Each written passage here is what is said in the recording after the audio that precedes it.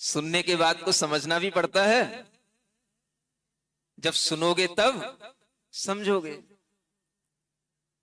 अब ये भी कोई चीज होती है समझने की कि नहीं? क्या सुन रहे हो?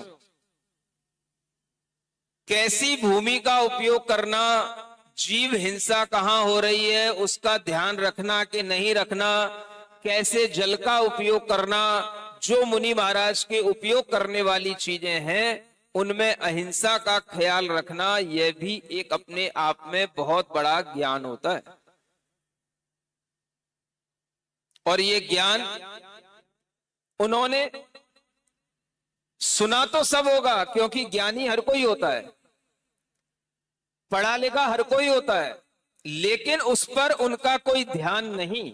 इसी का मतलब है कि उस ज्ञान को उन्होंने अपने चारित्र में उतारा नहीं, और उन्हें भगवान की वाणी पर इस बात का विश्वास नहीं कि इन कार्यों में हिंसा है, और हम फिर भी इस कार्य को निशंक होकर के किए जा रहे हैं। तब क्षुल्लक महाराज ने समझा मुनि महाराज के मौन रहने का क्या कारण था। सुन रहे हो? वो राजा भी थे, बाद में उनके लिए क्षुल्लक व्रत लेने का भाव भी हो गया, लेकिन आप श्रावकों को भी ये चीजें सीखनी चाहिए। क्या सुन रहे हो? नहीं सुन रहे हो? क्या सुन रहे हो? क्या सीखना चाहिए? ये चीजें सीखनी चाहिए कि कैसे हमें ये बात समझ में आए कि चर्या क्या होती है, चारित्र क्या होता है, आचरण क्या होता है, हिंसा क्या होती है और अहिंसा क्या होती है। अगर आप लोग इस बात का ध्यान नहीं रखेंगे तो आपके अंदर भी वह अमूढ़ दृष्टि अंग नहीं आएगा। क्या हो जाएगा? वो मूढ़ता कहलाएगी। और इस मूढ़ता को क्या बोलेंगे? इसको आचार्य कहते हैं गुरु मूढ़ता। क्या बोलते हैं इसको? गुरु मूढ़ता।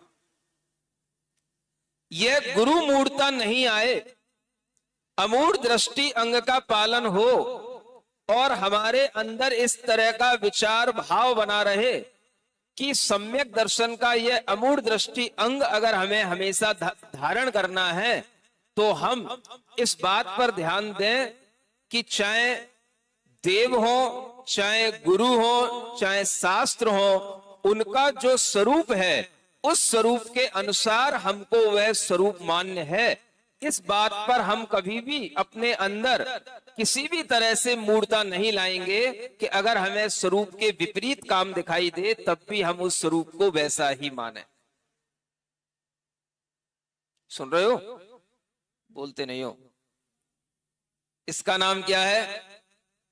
अमूढ़ दृष्टि अंग। ये अमूढ़ दृष्टि अंग सबके अंदर हो सकता है, सम्यक दर्शन सबके अंदर हो सकता है, श्रवण के अंदर भी हो सकता है, श्रावक के अंदर भी हो सकता है। श्रावक भी अपने सम्यक्त के पालन करने के लिए इन्हीं 8 अंगों का सहारा लेता है, और मुनि महाराज भी अपने 8 अंगों का पालन करने के लिए इन्हीं 8 अंगों का, इन्हीं गुणों का और इन्हीं उदाहरणों का अपने अंदर हमेशा ध्यान रखते हैं। सुन रहे हो?